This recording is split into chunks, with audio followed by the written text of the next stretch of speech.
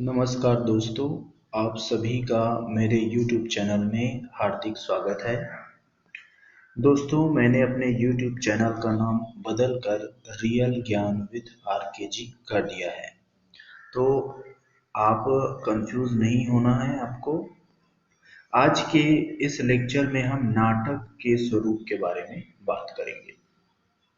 तो नाटक का स्वरूप क्या होता है, इसकी हम चर्चा करते हैं। साथ ही साथ नाटक का तत्व कौन कौन सा है, इस पर भी हम लोग देखेंगे। तो नाटक के स्वरूप में चर्चा करते हैं। संस्कृत के आचार्यों ने नाटक के स्वरूप पर विस्तार से चर्चा किया है। भरत मुनि के नाट्य शास्त्र में कहा गया है कि जिसमें स्वभाव से ही लोग का सुख दुख समन्वित होता है तथा अंगों आदि के द्वारा अभिनय किया जाता है, उसी को नाटक कहते हैं। तो यहाँ पे जो संस्कृत आचार्य है, उन्होंने नाटकों को परिभाषित किया है, इनको हम अभी देख रहे हैं। उसी तरह भरत मुनि के बाद अभिनव गुप्त ने लिखा है कि नाटक वह दृश्य काव्य है जो प्रत्यक्ष कल्पना एवं अध्यवसाय का विषय बन सत्य एवं असत्य से संबंधित विलक्षण रूप धारण करके सर्वसाधारण को आनंद उपलब्धि प्रदान करता है। तो अभिनव गुप्त ने आनंद उपलब्धि प्रदान करने के लिए नाटक को परिभाषित किया है। उसी तरह महिम भट्ट के अनुसार हम देखते हैं कि अनुभव, विभाव आदि के वर्णन से जब रस अनुभूति होती है तो उसे काव्य कहते हैं। रस की अनुभूति होती है तो उसे हम काव्य कहते हैं। और जब काव्य को गीत आदि से रंजित एवं अभिनेताओं द्वारा प्रदर्शित किया जाता है तो वह नाटक का स्वरूप धारण कर लेता है। दोस्तों, तो इस तरह से जो संस्कृत आचार्य हैं, उन्होंने नाटक की परिभाषा अपने हिसाब से दी है। तो जो भारतीय आचार्य हैं, वो रस निष्पत्ति को उद्देश्य मानते हुए नाटक का स्वरूप निर्धारित करते हैं। भारत के जितने भी आचार्य हैं, उन्होंने क्या माना है? रस निष्पत्ति को उद्देश्य माना है और रस निष्पत्ति अर्थात रस सिद्धांत को ही मुख्य माना है। काव्य की आत्मा रस सिद्धांत को माना है और नाटक का स्वरूप निर्धारण किया है। लेकिन जब हम पाश्चात्य आचार्यों अर्थात पश्चिम के जो आचार्य हैं, जो भारत से अलग आचार्य हैं, उन्होंने कार्य को महत्व देते हुए संघर्ष, संकलनत्रय और दुखांत सुखांत आदि के लक्षणों को प्रमुखता दी है। तो भारतीय आचार्यों ने रस निष्पत्ति के आधार पर और पाश्चात्य आचार्यों ने कार्य को महत्व देते हुए संघर्ष, संकलन की तरह दुखांत और सुखांत आदि लक्षणों को प्रमुखता दी है। अब हम आते हैं नाटक के तत्व। तो नाटक के तत्व कौन कौन से होते हैं, इन्हें हम देख लेते हैं। संस्कृत नाट्य शास्त्र में नाटक के 3 मूलभूत तत्व माने गए हैं। पहला वस्तु, दूसरा नेता और तीसरा है रस। तो इन्हीं तीनों का विस्तृत निरूपण है। जबकि पाश्चात्य काव्य शास्त्र में नाटक के 6 तत्व माने गए हैं।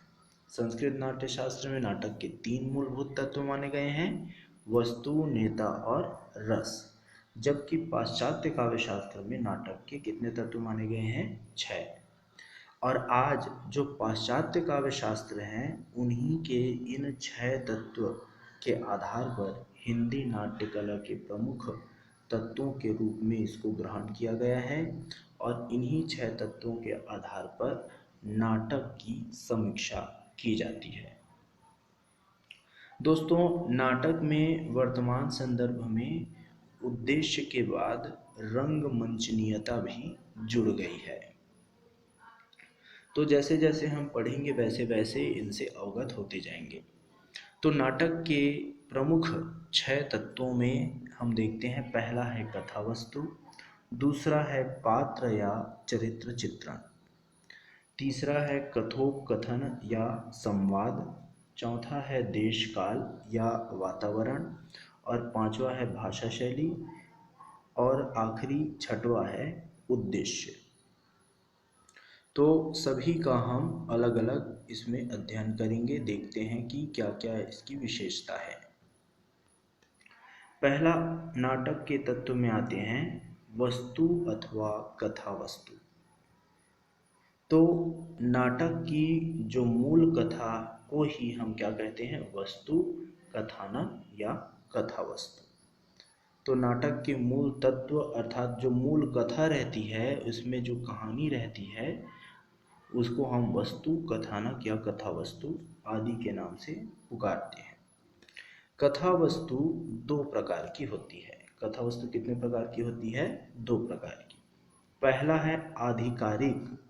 आधिकारिक का अर्थ है मुख्य, और दूसरा है प्रासंगिक। प्रासंगिक अथवा प्रसंगवश आई हुई गौण कथाएं। ये जो प्रासंगिक या गौण कथाएं हैं, वह मुख्य कथा के विकास और सौंदर्यवर्धन में सहायक होती है। तो इस तरह से हमने कथा वस्तु को दो प्रकार जान लिए, दो प्रकार के भेद जान लिए। पहला आधिकारिक और दूसरा है प्रासंगिक। उसके बाद हम देखते हैं कि आधार के भेद से, आधार के अर्थ में कथा वस्तु का आधार भेद है, उसमें कथा वस्तु तीन प्रकार की होती है। पहला है प्राख्यात। आधार अर्थात जिस आधार को लेकर कथा गढ़ी जाती है, कथा वस्तु बनाई जाती है। तो पहला है प्रख्यात। प्रख्यात अर्थात जिसका आधार इतिहास, पुराण या जनश्रुति होता है। दूसरा उत्पाद्य, जो कथा की कथा वस्तु नाटककार की अपनी कल्पना होती है। इसमें इतिहास, पुराण और जनश्रुति नहीं होती, इसमें केवल नाटककार की कल्पना होती है। और तीसरा है मिश्रित, अर्थात इसमें इतिहास और कल्पना दोनों का मिश्रण होता है।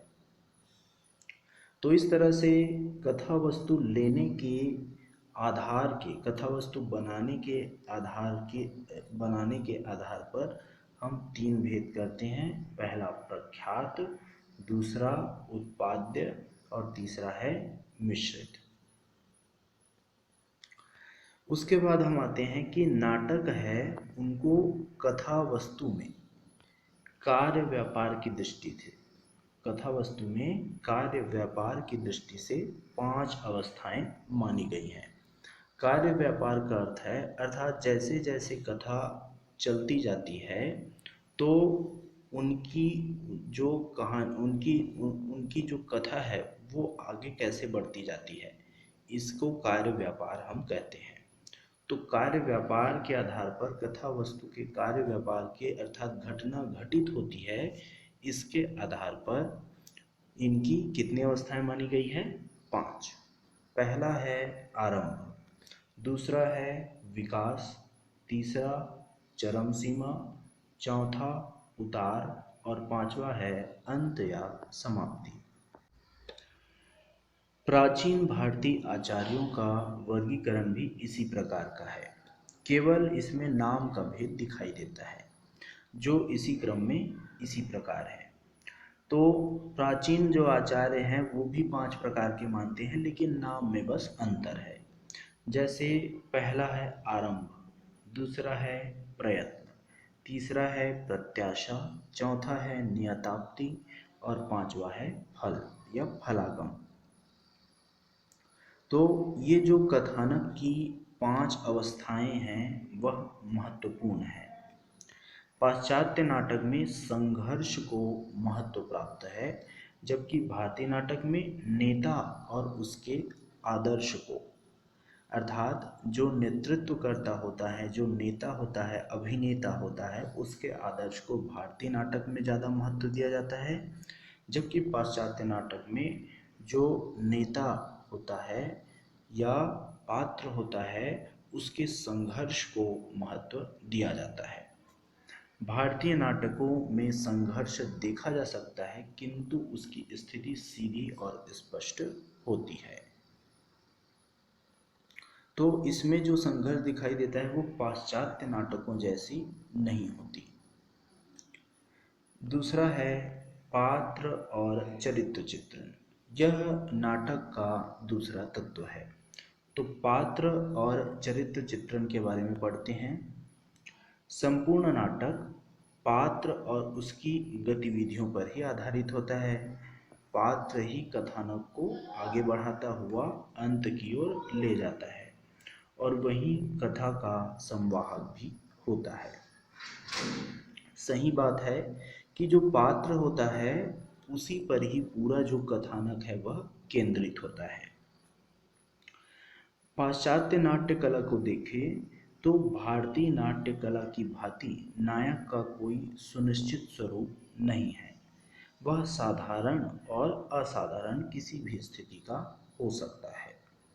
लेकिन जो भारतीय नाट्य है उसमें जो नायक होता था वो जैसे राजा हो सकता था या कोई उच्च कुल का व्यक्ति हो सकता था। तो इस तरह से जो भारतीय नाट्य कला है उसमें एक अच्छे चरित्र वाले को और एक उच्च कुल का जो वंश का व्यक्ति होता था उन्हें ही नायक बनाया जाता था। लेकिन जो पाश्चात्य नाट्य कला है उसमें कोई भी साधारण व्यक्ति और असाधारण व्यक्ति दोनों इसमें जो अभिनेता है उसमें उसका रोल कर सकते हैं। तो इस तरह से जो आधुनिक नाटक हैं उनमें पात्रों का चरित्र चित्रण आदर्श से हटकर यथार्थवादी पद्धति पर किया जा रहा है। तो स्पष्ट है कि जो पाश्चात्य नाट्य कला है उसका भी प्रभाव अपने आधुनिक नाटकों में पड़ा और पात्रों का जो चरित्र चित्रण है वो आदर्श से हटकर अर्थात उच्च कुल के व्यक्तियों से हटकर यथार्थवादी पद्धति पर अर्थात मजदूर को भी लिया जा सकता है, किसानों को भी नाटकों में पात्रों के रूप में अभिनेता मुख्य नायक के रूप में लिया जा सकता है। तो इस तरह से आधुनिक नाटकों में पात्रों को भी यथार्थवादी ढंग से यथार्थवादी पद्धति पर लिया जाता है। पात्रों को व्यक्ति पात्र और प्रतिनिधि पात्र इन दो भागों में बांटा गया है। पात्रों को कितने भागों में बांटा गया है? व्यक्ति पात्र और प्रतिनिधि पात्र। नाटक के नायकों के 4 प्रकार माने जाते हैं। जो नाटक का नायक होता है उसको कितने प्रकार से विभक्त कर सकते हैं? उसके चरित्र के आधार पर हम 4 प्रकार से इसको विभक्त कर सकते हैं, अर्थात विद्वानों ने इसको 4 प्रकार का माना है। पहला है धीरोदात्त, जिसमें धीरता और उदारता दोनों का गुण हो, उसको धीरोदात्त बोलते हैं। उसके बाद दूसरा है धीर ललित, फिर आता है धीर प्रशांत और चौथा है धीरोद्धत। तो इस तरह से जो नाटक का नायक होता है ये 4 प्रकार से माने गए हैं। इनमें सबसे जो अच्छा है प्रकार है वो धीरोदात्त स्वभाव माना जाता है। यह नायक को सर्वश्रेष्ठ व्यक्तित्व प्रदान करता है और सबसे अंतिम में धीरोद्धत को माना जाता है। यह इसमें सभी से कम गुण विशिष्ट होता है। नाटकों में भी चरित्र चित्रण उपन्यास की ही भांति होता है, परंतु उपन्यासकार की भांति नाटक का विश्लेषणात्मक या प्रत्यक्ष रूप से चरित्र चित्रण नहीं कर सकता। उसे परोक्ष या अभिनयात्मक ढंग से काम लेना पड़ता है। कथावस्तु और घटनाओं पर कथोपकथनों के द्वारा नाटकीय पात्रों के चरित्र का उद्घाटन होता है। तो इस तरह से जो नाटक के पात्र होते हैं उनके चरित्र का उद्घाटन किससे होता है? कथोपकथन, कथन की शैलियों, उनके द्वारा जो कथन कहे जाते हैं जो घटनाएं घटती है और उनका जो कार्य होता है, अभिनय होता है, उनके आधार पर नाटकीय पात्रों का चरित्र का उद्घाटन होता है। जबकि उपन्यास में क्या होता है, नाटक का विश्लेषणात्मक या प्रत्यक्ष रूप से चरित्र चित्रण होता है, जो उपन्यास में और नाटक इन दोनों में एक प्रमुख अंतर का कारण है। नाटक का जो तीसरा तत्व है वह है कथोपकथन, अर्थात पात्रों द्वारा बोले गए वाक्य, कथन। तो नाटक संवादों के माध्यम से ही लिखा जाता है। पात्र का चरित्र चित्रण, कथा का विकास, रोचकता और वातावरण सृजन सभी संवादों से ही होता है। तो नाटक संवाद के माध्यम से ही लिखा जाता है और संवादों के ऊपर ही निर्भर है। मुख्य रूप से नाटक करना बड़ा ही दुष्कर कार्य है और यह जो दर्शक है उनको प्रभावित नहीं कर सकता।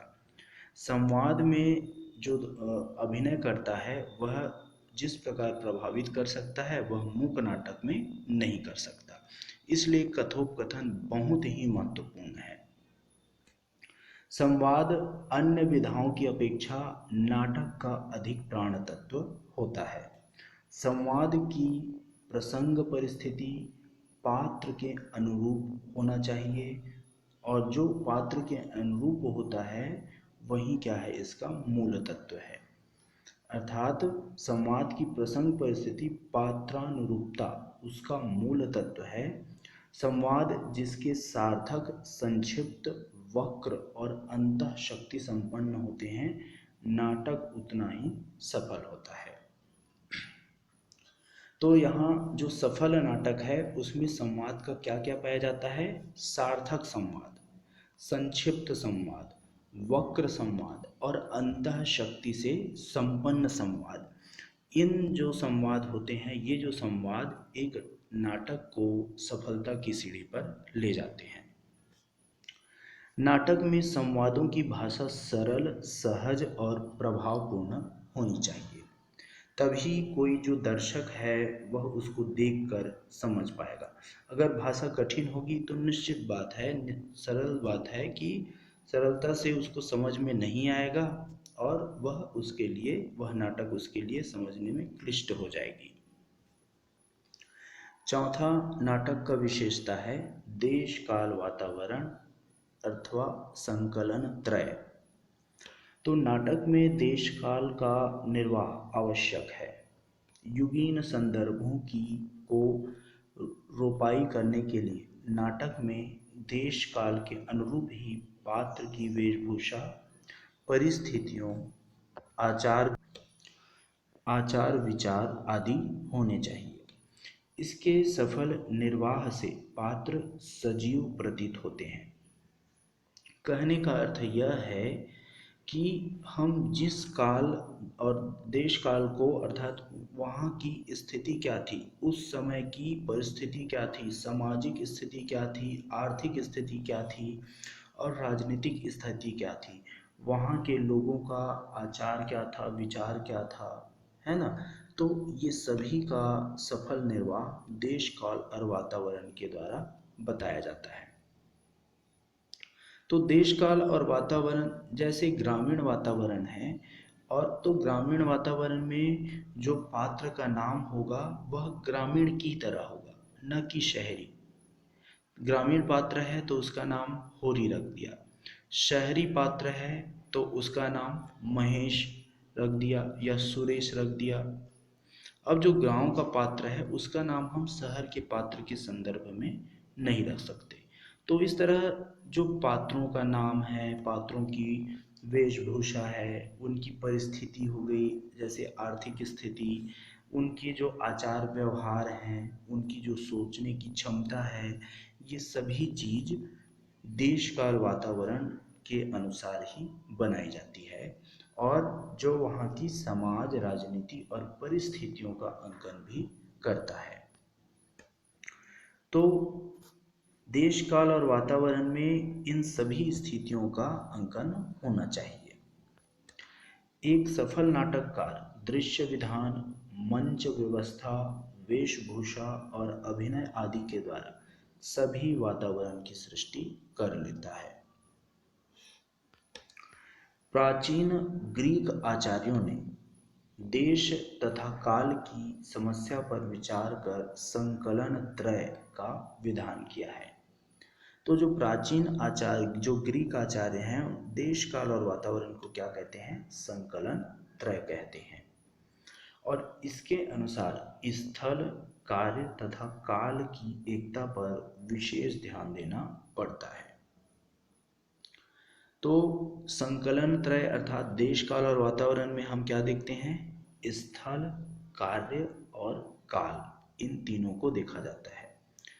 ये जो ग्रीक आचार्य हैं वे कहते हैं कि किसी नाटक में घटी घटना किसी एक ही जैसे, एक ही कृत्य से और एक ही स्थान से संबंधित हो और एक ही दिन में घटी हो, ऐसा करने से देश काल और वातावरण का सुसंगत चित्रण करने में कोई बाधा नहीं आ पाती।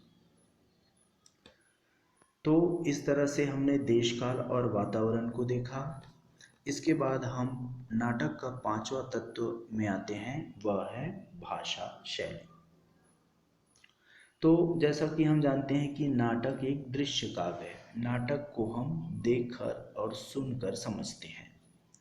दर्शक संवादों के द्वारा ही कथ्य को ग्रहण करता है और अभिनय उसे सदर में उतार देता है। तो अतः भाषा अगर सरल, स्पष्ट और सजीव हो तो ही दर्शक और श्रोता को रस की अनुभूति कराने में समर्थ होता है। अगर भाषा सरल, स्पष्ट नहीं हो, क्लिष्ट हो, इसमें बोलचाल के शब्दों का प्रयोग ना हो, मुहावरेदार शब्दों का प्रयोग ना हो, तो यह क्या है? क्लिष्ट हो जाता है और दर्शक और श्रोता को यह समझ नहीं आता। इसलिए नाटक में शब्दों, वाक्यों और भाषा का ऐसा प्रयोग होना चाहिए जो सहज ग्राह्य हो, अर्थात आसानी से समझ आ जाए देखने वाले के। तो नाटक के लिए भाषा शैली की सरसता अनिवार्य है। भाषा शैली विषयानुकूल, प्रसाद, ओज और माधुर्य, इन तीनों गुणों से युक्त होनी चाहिए तथा साथ ही प्रभावपूर्ण भी होना चाहिए। तो इस तरह से जो भाषा शैली है वह विषय के अनुकूल, माधुर्य का गुण आना चाहिए, ओज का गुण आना चाहिए और प्रसाद का, इन तीनों शब्द गुणों का होना अनिवार्य है। जिससे क्या है? जो भाषा शैली प्रभावपूर्ण होगी और नाटक में सभी को आनंद आएगा। नाटक का छठवां तत्व हम देखते हैं, यह है उद्देश्य। तो नाट्य शास्त्र में पुरुषार्थ चतुष्टय अर्थात धर्म, अर्थ, काम और मोक्ष को नाटक का उद्देश्य माना गया है। नाट्य शास्त्र जिसको किसने लिखा है? आचार्य भरत मुनि ने लिखा है। उनका ग्रंथ है। इसमें इन्होंने चतुष्टय अर्थात चार चीजों को नाटक का उद्देश्य माना है। यह कौन कौन से हैं? धर्म, अर्थ, काम और मोक्ष। तो इसी के साथ रस अनुभूति को भी नाटक का प्रयोजन माना गया है, अर्थात नाटक को के आस्वादन से हमें रस की अनुभूति भी होनी चाहिए। तो रस अनुभूति कराना, धर्म, अर्थ, काम और मोक्ष, इनमें से किसी भी उद्देश्य को प्राप्त करना, यही नाटक का उद्देश्य जो हमारे प्राचीन नाट्यशास्त्री, हिंदी के जो संस्कृत नाट्यशास्त्री है वो मानते हैं। आज के नाटक जीवन का चित्रण करते हैं, अतः जीवन की समस्याओं की प्रस्तुति और उनकी व्याख्या तथा समाधान नाटकों का उद्देश्य है। आज के नाटक में क्या होगा? जीवन की जो भी समस्याएं हैं उनको वो इंगित करता हो, उनकी प्रस्तुति करता हो तथा उनकी व्याख्या करता हो तथा उनको बताने के साथ साथ इनका समाधान भी बताता हो। आज का नाटक समाधान भी बताता हो। तो समाधान भी बताना नाटकों का उद्देश्य है। नाटककार इस उद्देश्य की सिद्धि पात्रों के संवाद के द्वारा करता है, उनके कार्यकलाप के द्वारा करता है और नाना घटनाओं द्वारा करता है। तो उद्देश्य की सिद्धि में पात्रों के संवाद महत्वपूर्ण होते हैं, उनके द्वारा किए जाने वाले क्रियाकलाप और अन्य जो घटनाएं होती है वह। नाटक में नाटककार जीवन की व्याख्या परोक्ष रूप में व्यंजित करता है। जितना ही उद्देश्य महान होगा उतनी ही रचना श्रेष्ठ होगी। तो जो लेखक जितनी अधिक उदात्त मानवीय संवेदना के रूप में अपना जीवन उद्देश्य प्रकट करता है वह उतना ही महान कलाकार बनता है। कहने का अर्थ यह है कि अगर किसी नाटक में आपने उद्देश्य को महान रखा है, एक महान उद्देश्य रखा है, अच्छा उद्देश्य रखा है, तो आप निश्चित ही एक महान कलाकार कहलाएंगे। आपका नाटक उन चीज़ों का निर्वाह उचित रूप से करना चाहिए, तभी आप महान कलाकार बन पाएंगे। सातवां तत्व है अभिनेता एवं रंगमंच। रंगमंच अर्थात इसको रंगमंचनीयता भी कहा जाता है। तो भारतीय आचार्यों के अनुसार अभिनय नाटक का प्रमुख अंग है। यह नाटक की अभिव्यक्ति का प्रधान साधन है। बिना अभिनय के कोई नाटक अच्छे से खेला नहीं जा सकता। तो अभिनय की यह प्रधान साधन, अभिव्यक्ति की, नाटक की अभिव्यक्ति की यह प्रधान साधन है। भरत मुनि ने नाटक के 4 प्रकार माने हैं। पहला है आंगिक, दूसरा वाचिक, तीसरा आहार्य और चौथा है सात्विक।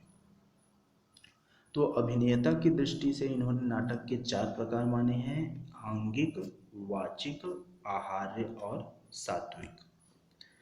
नाटक की सार्थकता उसके अभिनीत होने में ही है। यद्यपि कुछ नाटक केवल पढ़ने के लिए ही होते हैं, जैसे प्रसाद जी के नाटक को हम ले सकते हैं। नाटक प्राचीन काल में संस्कृत नाटकों का अभिनय होता था, इसलिए रंगमंच की सुचारू व्यवस्था थी। रंगमंच की लंबाई, चौड़ाई, ऊंचाई सभी की सीमाएं निश्चित थी, परंतु प्राचीन हिंदी नाटकों का भाव रंगमंच का कोई विकास नहीं हो पाया। आधुनिक काल में आकर जब नाटकों की रचना आरंभ हुई तो रंगमंच अत्यंत निम्न कोटि का और अव्यवस्थित सा हो गया। तो हमने देखा कि जो नाटक है उसमें अभिनय कितना प्रमुख तत्व है, और जो नाटक केवल पढ़ने के लिए ही होते हैं, तो ऐसे अधिकांश नाटक प्रसाद जी के नाटक में हमें देखने को मिलते हैं। तो धीरे धीरे क्या है, जो प्राचीन काल से लेकर धीरे धीरे इसका अभाव होने लगा। उसके बाद आधुनिक काल में जैसे ही भारतेंदु जी आए, तो भारतेंदु जी ने उसमें कुछ सुधार किए। उसी समय हिंदी के रंगमंच का अस्तित्व आरंभ हुआ। तो भारतेंदु जी से हिंदी नाटक के रंगमंच के अस्तित्व का आरंभ होना माना जाता है। अतः अभिनय या रंगमंच नाटक का अनिवार्य तत्व है।